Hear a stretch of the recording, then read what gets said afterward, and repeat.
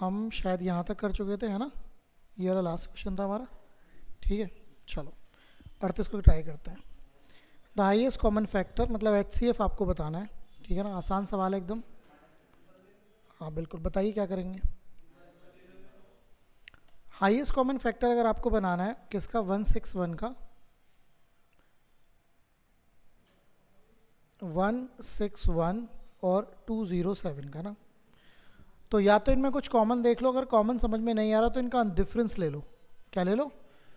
इनका डिफरेंस क्या आएगा? 40। अब 46 को ब्रेक कर दो, जैसे ही आपको प्राइम नंबर मिलेगा तो ये प्राइम नंबर ही इनका क्या होगा। तो ये बड़ा ही आसान मुद्दा है ना? कभी कभी क्या होता है आपको कॉमन समझ में नहीं आता, जैसे 23 कॉमन होगा, अब 23 का पहाड़ा तो आपको आएगा नहीं, तो आप डिफरेंस लेके फिर काम करेंगे, ठीक है ना? ओके, पढ़िए इस क्वेश्चन को।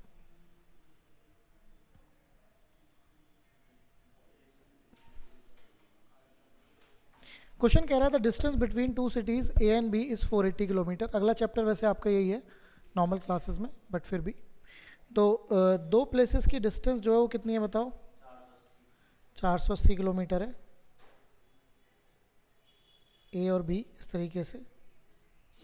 ए car start from A at 3/5 of its original speed. A से स्टार्ट करती है, 3/5 ओरिजिनल स्पीड का मतलब ये होता है कि पहले उसकी 5 थी और अब किससे जा रही है? 3 से। इसका मतलब ये होता है and reaches B late by 80 minutes.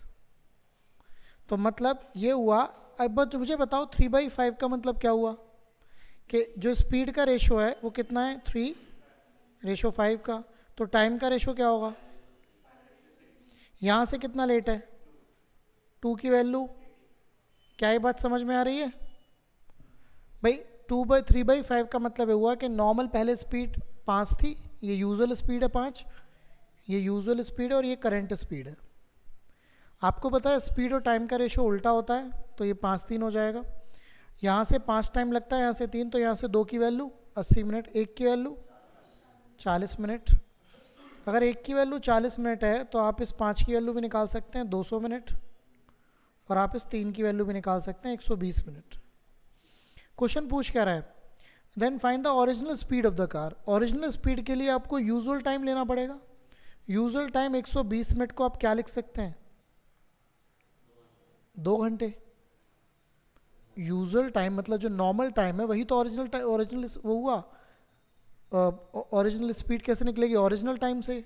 तो मुझे बताओ 2 घंटे में आपको 480 दौड़ाना है, तो क्या स्पीड होनी चाहिए? 480/2। क्या आंसर आएगा? 240। तो 240 आपके इस क्वेश्चन का राइट आंसर आएगा। तो यहाँ जो इंपॉर्टेंट पार्ट है वो ये चेंज करने वाला है जो आप देख रहे हो। कोई दिक्कत बेटा इसमें? चले, आपका CGL भी कंपाइल होना शुरू हो गया है, अगले वीक से मैं CGL ही कराऊंगा यहाँ पे, ठीक है? ये आपका खत्म हो जाएगा नेक्स्ट वीक तक ऑलमोस्ट, जिसको 20 में बढ़िया क्वेश्चन आ रहे हैं। इसको देखो, ये CHSL तो चल ही रहा है आपका, उसको देख लेना। मैंने एडवांस की वो क्लास भी डाल दी है, ठीक है ना? आज भी डलेगी तो उसको देख लेना। देखो, the least number which when divided by this leaves a remainder 8 in each case. हाँ, व्हेन डिवाइडेड बाई, तो कोई नंबर है जिसको आप किससे डिवाइड करने जा रहे हैं? 15, 30 और 45। तो आपका हर केस में जो रिमाइंडर छूटना चाहिए कितना छूटना चाहिए? 8। मेरी आपसे एक सिंपल सी क्वेश्चन है कि अगर इनसे डिवाइड होगा तो इनसे बड़ा होगा और इनसे बड़ा होगा तो क्या निकलना है? LCM। इनका LCM आप देख के ही निकाल सकते हो, जो कि 90 आएगा। तो 90 तो वो नंबर है जो इससे भी डिवाइड होता है, इससे भी डिवाइड होता है, तो उस केस में कोई रिमाइंडर नहीं बचेगा। लेकिन हमें कितना रिमाइंडर बचवाना है? तो इसमें 8 जोड़ देंगे। तो 98 एक ऐसा नंबर है जो 15, 30 या 45 से इंडिविजुअली डिवाइड करने पर 8 क्या छोड़ेगा? रिमाइंडर। समझ में आया? कोई दिक्कत? इससे आपके सारे चैप्टर्स रिवाइज होते जा रहे हैं। ओके, पढ़िए इसको, सेम क्वेश्चन है, मतलब HCF एंड LCM का ही। देखिए, find the largest positive integer that will divide this and this, leaves remainder इतने रेस्पेक्टिवली, है ना? पहली बात तो दैट विल डिवाइड, इनको डिवाइड करना है, ठीक है, तो इनको डिवाइड करना है तो 216, 358 और 454। क्या क्या रिमाइंडर छूट रहा है? 9 रिमाइंडर छूट रहा है पहले केस में, दूसरे केस में 13 और तीसरे केस में 17। तो पहले ही आप इनको माइनस कर दो, जो रिमाइंडर है पहले ही आप इनको माइनस कर दो। 200, यहाँ बताओ क्या आएगा? 200, 345, यहाँ पर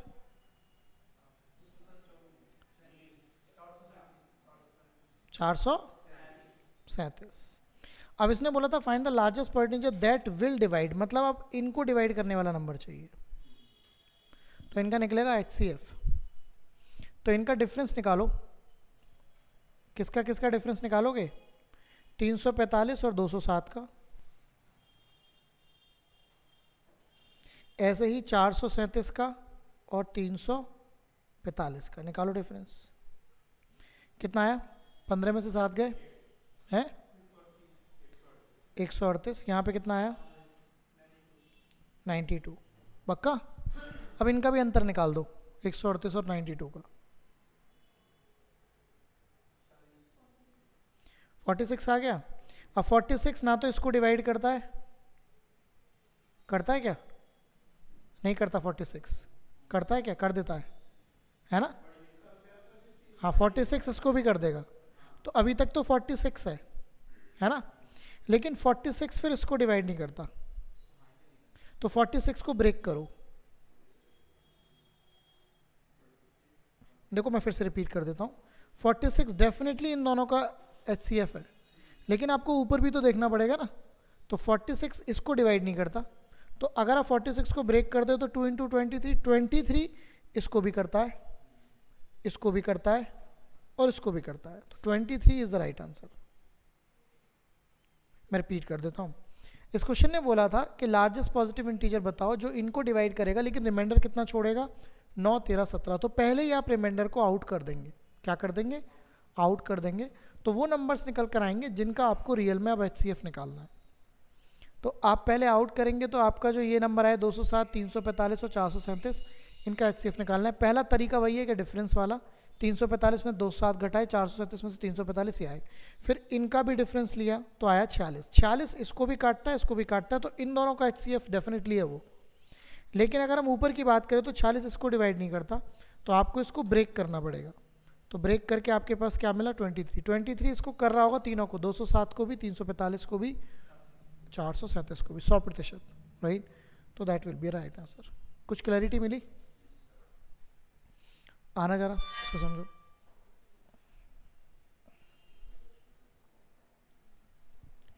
the ratio of income of Ram and Ganga 3:4। Try करके देखो।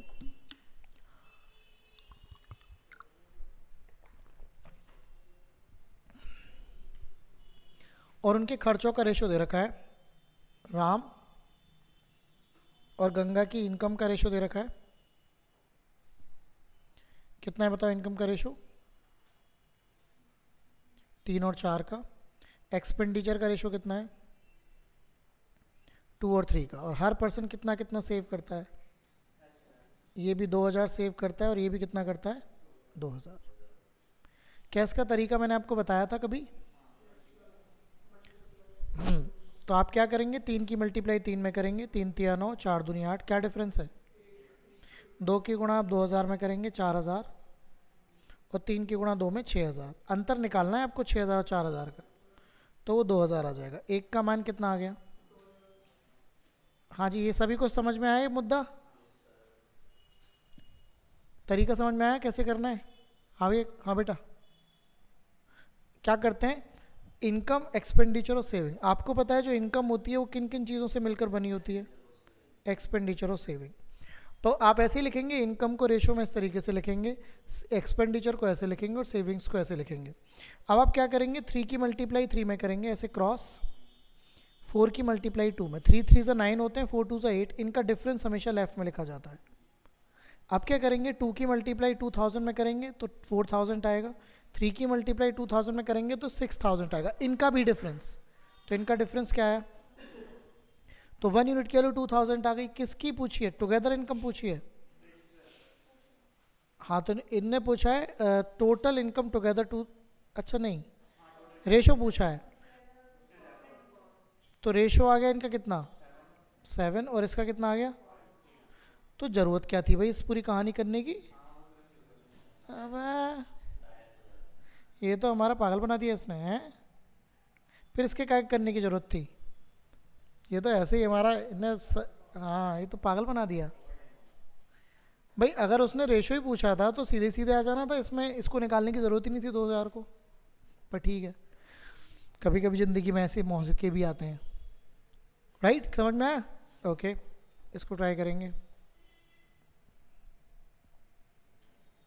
पढ़िए। जी ने इन्वेस्ट करा, जी ने एक योजना में X% का निवेश किया जो 12% रिटर्न देता है, और उसने निवेश को 12,000 रुपये अधिक अच्छा, finally he receive 12,000 more amount then the invested amount. How much money did he invest in the scheme? काफ़ी आसान नहीं लग रहा आपको ये?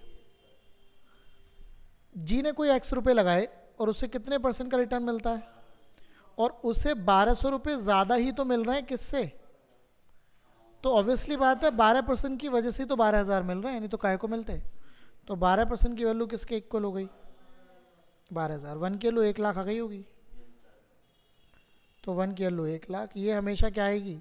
टोटल वही मनी आएगा इन्वेस्टेड, जो आपने इन्वेस्ट करा है। तो 1 लाख आपके इस क्वेश्चन का राइट आंसर आ जाएगा। ठीक है, कर लेंगे। ओके, इसको पढ़िए।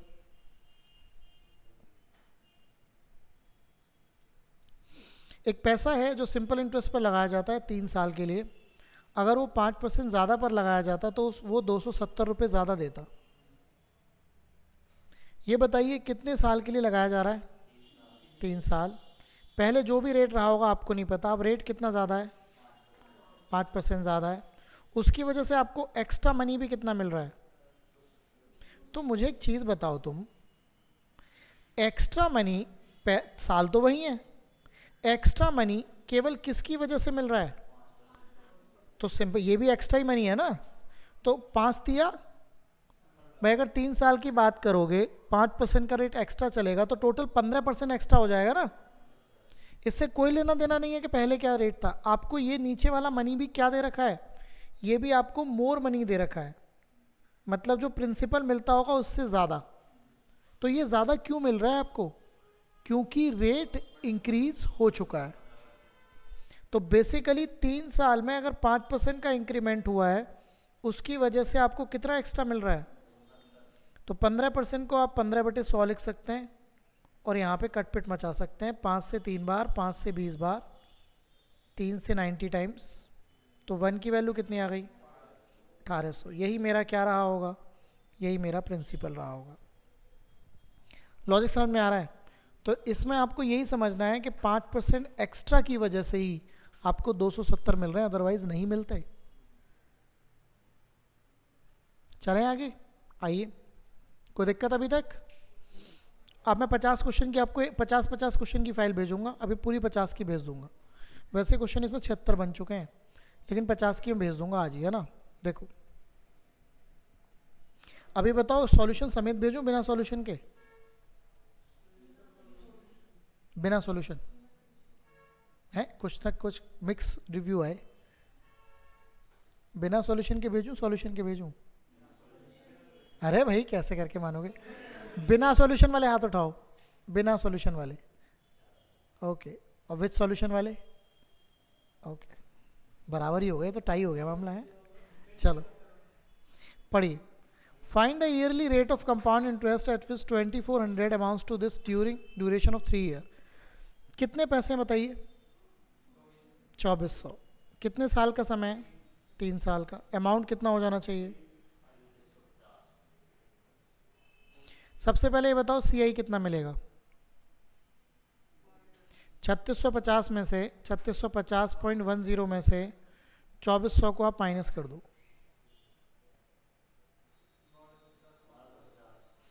ये क्या है? CI। कोई दिक्कत हो तो बताएं। अब मुझे बताओ, कोई एक बच्चा एक वर्ड बोलेगा और एक क्वेश्चन सॉल्व हो जाएगा। लमसम। कौन सा मेथड यूज होगा? Lump sum method. ठीक है ना, बस यही होता है। क्या होता है लमसम मेथड, आइए समझते हैं। लमसम मेथड का मतलब ये हुआ कि आप इस पे लगाएंगे सिंपल इंटरेस्ट। 2400 रुपये पर 3 साल का रेट आपको नहीं पता, वही तो मेरा आंसर होगा, बटे 100। सॉल्यूशन कर लेते हैं। ये हो गया 72 R। क्या हो गया 72 R। आर की ऐसी क्या वैल्यू रखूं जो मैं इसके पास पहुंच जाऊं, बस ये मुद्दा है। आर की एक ऐसी वैल्यू रखनी है, इससे ऊपर नहीं पहुंचना है 1250 से। अब ऑप्शन उठाना बढ़िया रहेगा, है कि नहीं। अगर मैं 12 उठाता हूँ ऑप्शन, तो 12 सत्ते 84 होते हैं, 12 दूनी 24, 84 840 और कितना 24, ये तो कभी नहीं पहुंचूंगा 1200 के पास। अगर मैं 15 उठाता हूँ तो 15 सत्ते कितने होते हैं 105, तो 1050 तो यही हो गए, और 15 दूनी 30, बिल्कुल यही सही है। आपको यहाँ से देखना पड़ेगा किस वैल्यू को रखने पर आप पहुँचेंगे। तो आप अगर इसमें 15 रख दें आर की वैल्यू, तो 72 इंटू 15 क्या होता है 15 दूनी 30, 3 15 सत्ते 105, 105 और 3 कितने होंगे भाई, 15 दूनी 30 हो गए 3, 15 सत्ते 105, तो कितना आ गया 1090। तो ये इसके ही पास है, क्योंकि अगर इससे ज़्यादा तो कोई ऑप्शन भी नहीं है वैसे तो, है ना। तो इसको लमसम मेथड से करना है, तो क्या आंसर आएगा इसका। अरे समझ में आई ये बात।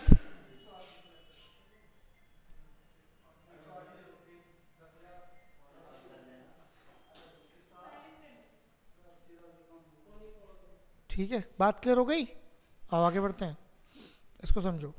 चलो आंसर निकालो इसका, काम शुरू करो, ख़त्म करवाओ इनका काम।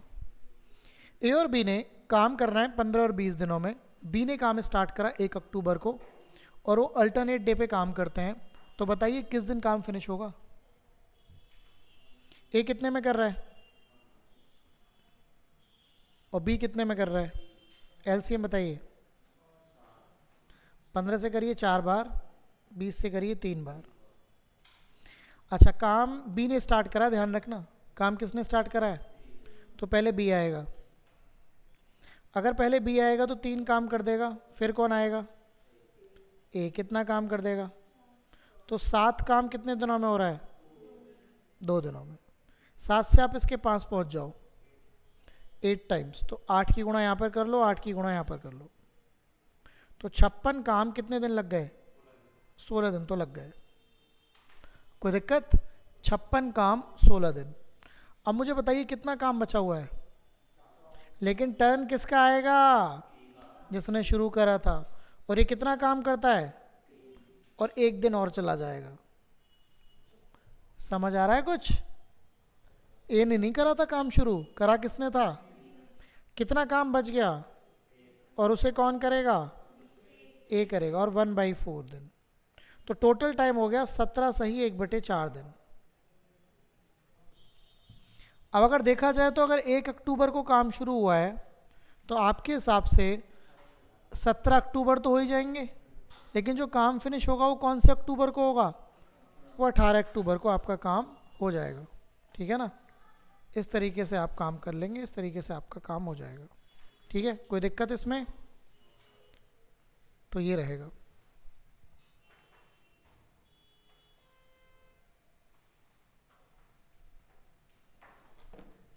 ठीक है, चलिए आगे बढ़ते हैं। बताओ इसको कैसे करोगे।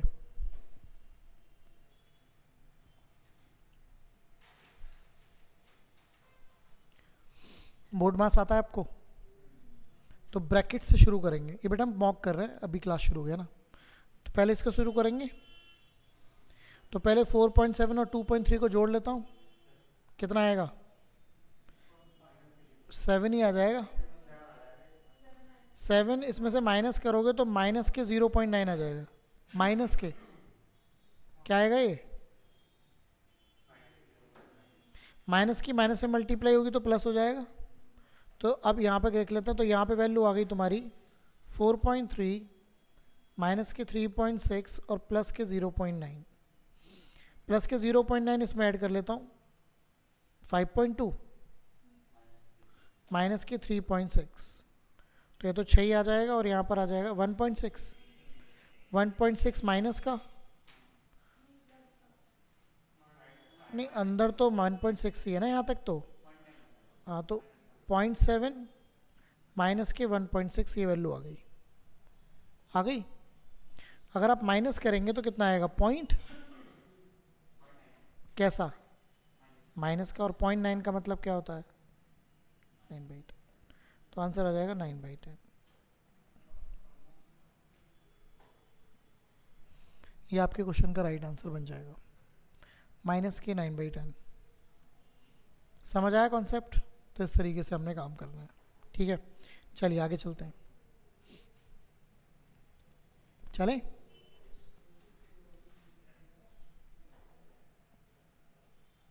पढ़िए। The ratio of number of boys and girls in A school 6:5। 25% लड़के और 36% लड़कियां ने स्कॉलरशिप होल्डर मिली। तो आपको बताना है कितनी नहीं है। मुझे बताइए रेशियो क्या दे रखा है girls and boys and girls का, ये बताइए। 6:5।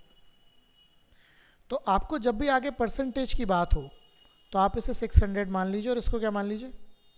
500। आप इसको 600 मान लीजिए और इसको क्या मान लीजिए? 500। अब इसने बोला 25% लड़के को स्कॉलरशिप मिली है। तो मुझे बताइए अगर इनको स्कॉलरशिप मिली है तो कितनों को नहीं मिली होगी? 75 को नॉन स्कॉलर होंगे। ऐसे ही 500 में से जो गर्ल्स हैं वो कितनी परसेंट को स्कॉलरशिप मिली है? 36। तो 64% को कौन होंगी बताइए? Non scholar. क्या ये बात क्लियर है? हाँ जी। आपको लेना देना किससे है? नॉन स्कॉलर से लेना देना है। तो 600 का 75% निकालना है। तो आप ऐसे निकाल सकते हैं। ऐसे ही 500 का आपको कितना निकालना है? 64/100। ये कितना आया बताएंगे आप मुझे? 450। और ये कितना आया? 300 और 20, 320। टोटल जोड़ के बताएं। 770 कितने में से? 1100, क्योंकि टोटल कितना है? 1100 और इंटू 100। तो बेसिकली कितने परसेंट बच्चों को स्कॉलरशिप नहीं मिल पाई है? 70%। तो 70% ऐसे बच्चे हैं जिनको स्कॉलरशिप मिल ही नहीं पाई। कर सकते हैं? कोई दिक्कत इसमें? कैलकुलेशन समझ आई? ओके, चलिए इसको ट्राई करिए।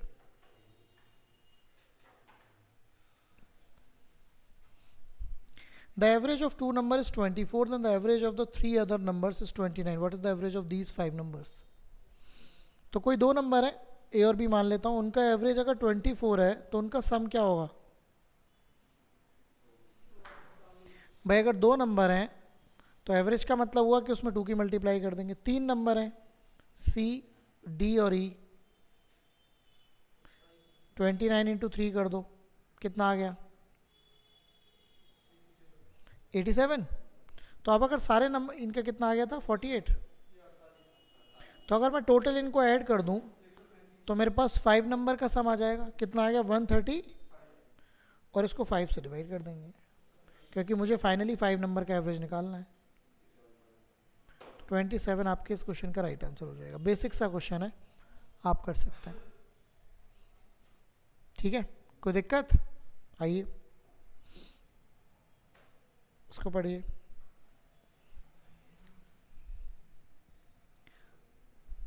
पढ़िए और ज़रा सोचिए कैसे करेंगे। 2001 में जो प्रोडक्शन है फैक्ट्री का वो 30% डिक्रीज हो गया और 2002 में प्रोडक्शन 25% बढ़ गया। What is the resultant change in production over these 2 year? तो पहले तो क्या हुआ? डिक्रीज हुआ 30% और फिर अगली बार 25% बढ़ गया।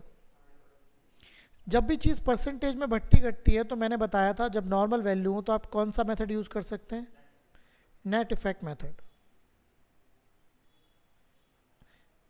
इसमें प्लस का मतलब बढ़ना होता है और माइनस का मतलब क्या होता है? घटना। तो x को आप ये मानेंगे और y को आप ये मानेंगे, तो रखने वाला हूँ इसमें। तो माइनस के 30 प्लस के 25, यहाँ प्लस ही आता है हमेशा ध्यान रखिएगा। माइनस के 30 इंटू प्लस के 25 अपॉन 100। ये आ गया माइनस के 5 इसे आप सॉल्यूशन कर सकते हैं। हाँ, 21 माइनस के 21/2 है ना, तो इसका 5 दूनी 10 है, सॉरी 15/2। अच्छा 21 कहाँ से आएगा, 15/2 आ गया। 15/2 का मतलब 7.5 होता है वैसे तो माइनस के 5 और माइनस के 7.5, तो आंसर आ रहा होगा 12.5। अगर ये वैल्यू माइनस में आई है तो आप बोलेंगे लॉस या डिक्रीज, तो आंसर आएगा 12 डिक्रीज बाई 12.5%, है ना। आप इसे लेफ्ट एंड राइट मेथड से भी यूज़ कर सकते हैं, कोई दिक्कत नहीं है। तो जब भी नॉर्मल वैल्यूज़ होती तो नेट इफेक्ट ठीक रहता है। ठीक है, कर सकते हैं, ओके, कोई दिक्कत इसमें। आइए ज़रा इसको ट्राई करते हैं, प्रॉफिट एंड लॉस, देखो कैसे करोगे। A shopkeeper marked his item with prices 65% more than their cost price। तो जब भी ये वर्ड यूज होता है मार्किंग 65% होती है ऊपर, तो आप 100 रुपए की चीज़ को कितने पे मार्किंग कर रहे हैं,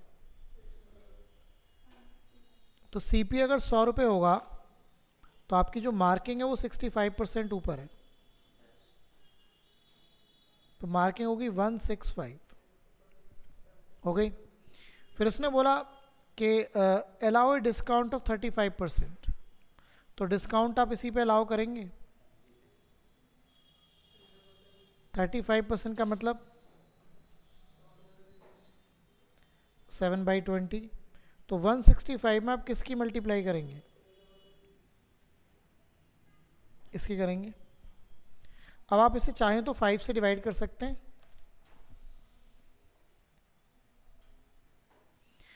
33 में 13 की मल्टीप्लाई कर सकते हैं,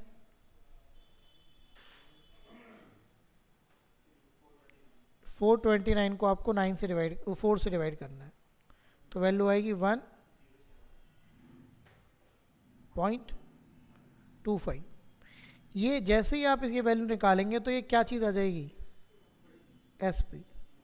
इसका मतलब 100 रुपये की चीज़ को आप कितने की बेच रहे हो, तो आपको कितने का प्रॉफिट है, क्योंकि वैल्यू ज़्यादा आ रही है तो प्रॉफिट है, तो 7.25% का क्या होगा यहाँ पर प्रॉफिट, ये मुद्दा होगा। तो सबसे पहले इस चीज़ को बढ़ाना है, फिर आपको माइनस मतलब डिस्काउंट हमेशा एमपी पर देना है, एमपी पर डिस्काउंट देंगे तो एसपी आएगा। 100 रुपये की चीज़ को आप इतनी, यहाँ थोड़ी सी कैलकुलेशन है वो आप कर सकते हैं, चलें, ओके। इसको देखिए,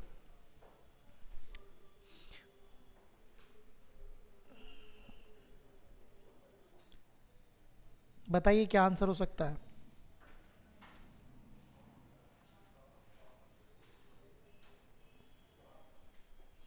cost of painting A spherical ball of radius 14 centimetre eight the rate of 10 rupees. जब भी आप पेंट करते हैं, ये बॉल थी और इसकी रेडियस कितनी है 14 सेंटीमीटर, पेंट करेंगे तो हमेशा आएगा टोटल सरफेस एरिया, तो 4πr², पाई की वैल्यू 22/7, आर की स्क्वायर मतलब 14 इंटू 14, 7 से 2 बार, 4 की मल्टीप्लाई 22 में कर ली और ये 28 आ गई, इतने सेंटीमीटर स्क्वायर, है ना। ये इतना आया एरिया जिस पे पेंट होना है। अब क्वेश्चन कह रहा है रेट क्या है,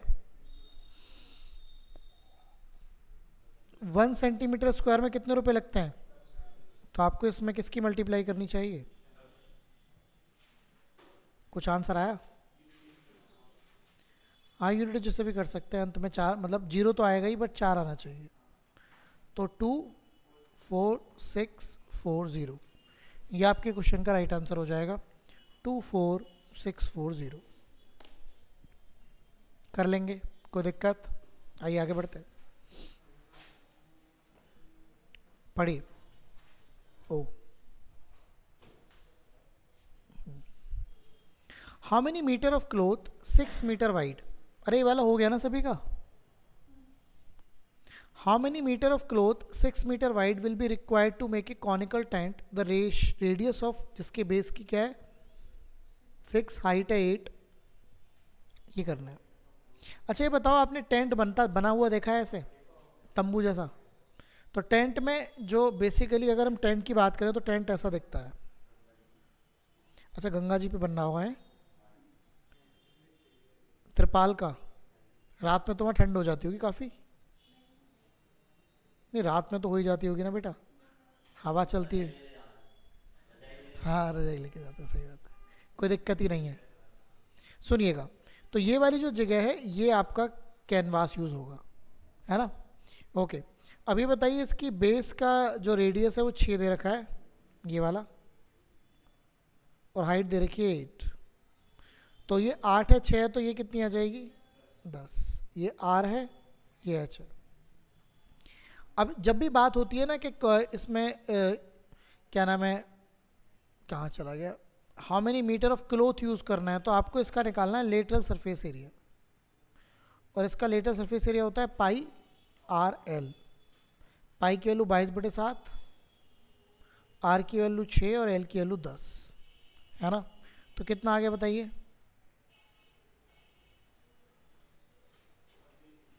1320, है ना? इतना आ गया। अब सुन लीजिए, ये किस में आया होगा? अब देखो सुनो, जो कपड़ा होता है ना, कपड़ा, आप कभी कपड़ा खरीदने गए हो दुकान पे, तो कपड़ा का जो चौड़ाई होती है वो सेम होती है, लंबाई आप कितनी भी ले लो, है ना? ऐसे करके बड़ा सा बंडल दिखा देगा आपको, भाई से जितना लेना हो ले लो। तो यहाँ भी जो कपड़ा है वो कितने मीटर चौड़ा है? अब कपड़ा जो होगा वो कुछ ऐसे दिखेगा आपको, ऐसे लंबा लंबा, जिसकी ब्रेथ कितनी है? 6 मीटर। लेंथ आपको नहीं पता, जो कि जिससे क्या बनाया गया होगा ये टेंट, लेकिन जो एरिया होगा वो तो सेम होगा ना। तो length into 6, length into 6 equal to किसके होगा? 1320 डिवाइड बाई 7। 6 से डिवाइड कर देते हैं तो 220/7, तो लेंथ आ गई 220/7। 220 को जरा 7 से डिवाइड करना, तो 31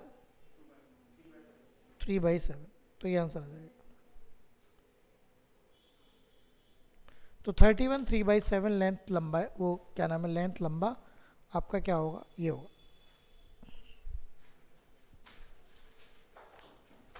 हो जाएगा। आइए लास्ट क्वेश्चन देखते हैं आज का, फिर कल बात करेंगे। मैं आपको आज की पूरी फाइल भेज दूंगा, पूरे 76 क्वेश्चन की, ठीक है ना? ओके, इसको ट्राई करते हैं।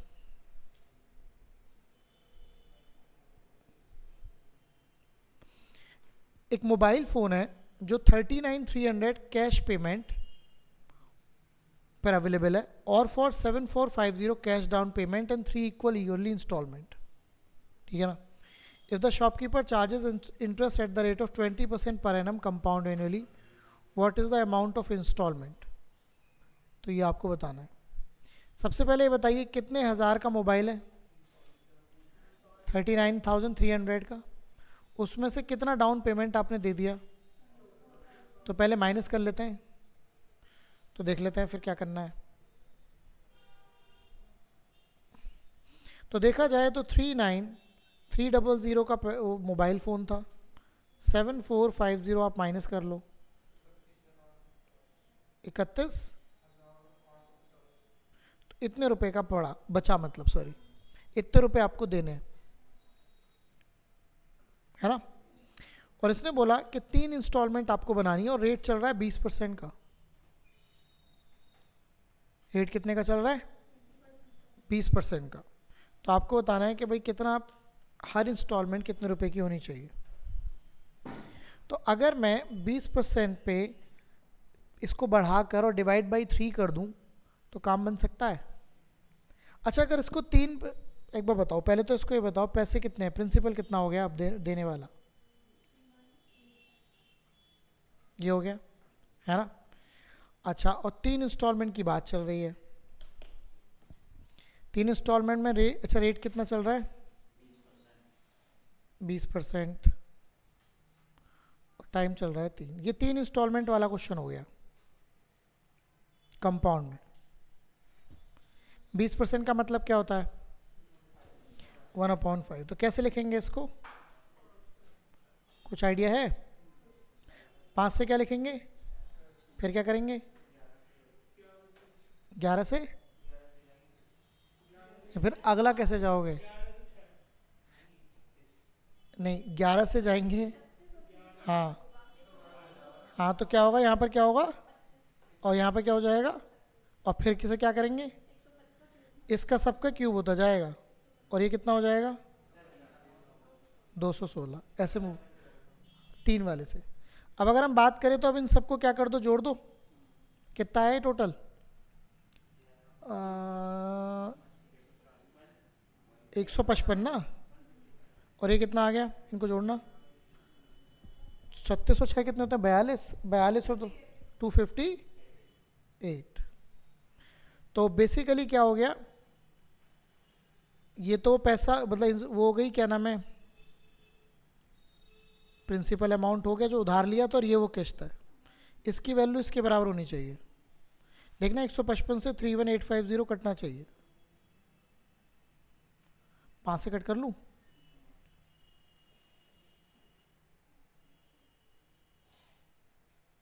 इकतीस से कट करके देखना, 31 से तो 3 बार कटेगा ये, अरे वैल्यू भी तो इक्वल होगी, सबको इक्वल भी तो करना है, ऊपर करनी पड़ेगी हमें, और वो सारी क्या करनी है, 5 5। अरे भैया रुको रुको रुको, इनको इक्वल करना है, तो ये हमने पहले जोड़ दी। अच्छा इसको बताओ, 5 को 125 कैसे बनाओगे, इसमें गुणा किसकी करनी पड़ेगी, 25 की, तो 25 की गुणा यहाँ भी करनी पड़ेगी। अच्छा इसको 25 को 125 कैसे बनाए, तो 5 की गुणा यहाँ भी करनी पड़ेगी, 5 की यहाँ भी करनी पड़ेगी। अब कितना कितना हो गया ये, 125 3 बार, तो कितना हो गया 375, और ये कितना हो गया 216 थे।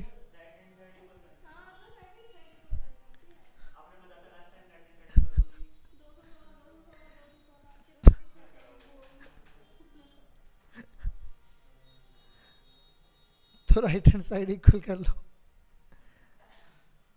चलो कर लेते हैं। तो इसमें कर लो किसकी मल्टीप्लाई, 36 की, और इसमें किसकी कर लो 6 की। तो यहाँ 36 की हो जाएगी, और यहाँ कितनी हो जाएगी 6 की। करना जरा, 36 इंटू 5 कितने होते हैं 180, और ये हो गया 150, और ये तो 125 है, इनको जोड़ना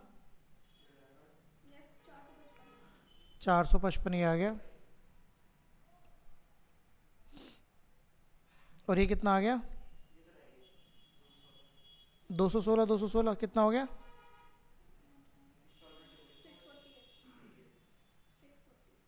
अब 455 से कटना चाहिए, 31850 कटता है, 70 टाइम्स है, और 70 की गुणा यहाँ कर दो, तो 7 8 56, 5 28 और 5 कितने होते हैं, और कितने बचे, इसमें 216 में गुणा होगी। अरे अरे भाई ये तो पूरा मामला गड़बड़ी हो गया है। इंस्टॉलमेंट तो 216 रुपये ही रहेगी ना, तो 216 इंटू 70 करना है, तो ये आएगा 7 6 42, 4 7 4 11, 15,120 ये करना होगा, तो 15,120 आएगी। मैं रिपीट कर देता हूँ, देखो इस पूरी कहानी को एक बार रिपीट कर देते हैं। हाँ वेब भी लग जाएगा, लेकिन ज़रूरत नहीं है। देखो 3,900 ये रुपए थे, इसमें से 7,450 आपने दे दिए, तो बचे कितने थे 31850। इतने इंस्टॉलमेंट आपको देनी है, 3 इयर्स की बात हो रही है, और आपका जो रेट है चल रहा है 20%, ठीक है ना। तो 20% का मतलब होता है 1/5, ठीक। तो 5 से आप कहाँ जाएंगे 6, अब स्क्वायर करते चले जाएंगे, तो 5 का स्क्वायर क्या होगा, और 6 का स्क्वायर क्या होगा, फिर और 5 की मल्टीप्लाई कर देंगे, तो ये कितना हो जाएगा 125, और ये कितना हो जाएगा 216। समझ में आ रहा है। अब क्या करना है आपको, जो राइट हैंड साइड है वो इक्वल होनी चाहिए, तो सब 216 ही होने चाहिए।